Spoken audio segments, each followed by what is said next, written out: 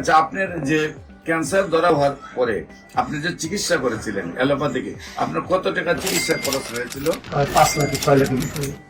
বিশেষ করে আমার সাথে MBBS doctor, DSMS doctor, BSMS ডাক্তাররা আছেন গণস্বাস্থ্য হোমিওতে, এবং আমরা সবাই সহযোদ্ধা হিসাবে নিয়ে কাজ করে আমরা যে সফলতা পেয়েছি তার একটু প্রমাণ আপনাদের সামনে তুলে ধরছি।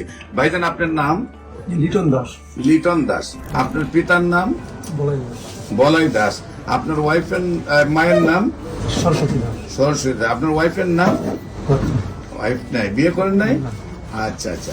আপনার বাসা কোথায়? সাইদাবাদ, সায়দাবাদ, পুরান ঢাকা, পুলিশ পাড়ির পেছনে। কিভাবে কোথায় চিকিৎসায় যান, কিভাবে চিকিৎসা আপনার এই রোগ ধরা পড়ে, এবং কোথায় কোথায় চিকিৎসা করেছেন, এবং কিভাবে সুস্থ হয়েছেন একটু দেশবাসীর উদ্দেশ্যে বলেন। প্রথমে আমার 2-2.5 বছর আগে ক্যান্সার ধরা পড়ে, লাং ক্যান্সার। এখানে আমার অপারেশন হয়, একটা লাং চলে যায়, একটা লাং এটা ফেলা যায়, একটা রাখি। আর কেমো দিয়েছিলাম 3-4টা কেমো দেওয়ার পরে আবার 2 বছর পরে এটা ফিরে আসে শরীরে। ডাক্তার বলে আবার কেমো দিতে হবে। তো আমি আর কেমো না দিয়ে আপনার স্বর্ণপূর্ণ আপনাকে ফেসবুকে বিভিন্ন। আপনি প্রথম যখন ডাক্তারের কাছে গেছেন, যাওয়ার পরে ধরা পড়ছে আপনার ক্যান্সার হয়েছে। হ্যাঁ, তো ক্যান্সার হওয়ার আগে আপনি ডাক্তারের কাছে গেছেন, আপনার কি প্রবলেম হতো? আমার কাশি হইতো, কাশি হইতো। কাশি হইতো আর শুকাই যেত। পর্যাপ্ত পরিমাণে কাশি হয়তো, তারপরে ডাক্তার দ্বারা গেছেন, ডাক্তার দ্বারা যাওয়ার পরে দেখা গেল আপনার লাং ক্যান্সার। তারপরে আপনি লাং কেটে ফেলে 2 বছর মোটামুটি একটু সুস্থ থাকেন।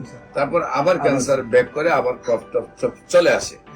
সম্মানিত দেশবাসী, প্রত্যেকটা ক্যান্সারে কেমোথেরাপি, রেডিওথেরাপি বা অপারেশন করার পরে কিছুদিন ভালো থাকে, আবার রিটার্ন ব্যাক করে।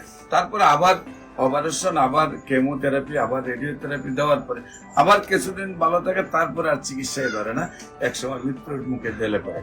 সবাইকে আমাদের অফিস ভিজিট করে আমন্ত্রণ জানিয়ে যে কোনো প্রয়োজনে স্ক্রিনে দেওয়া নম্বরে যোগাযোগ করার জন্য আহ্বান জানিয়ে শেষ করছি। সবাইকে ধন্যবাদ।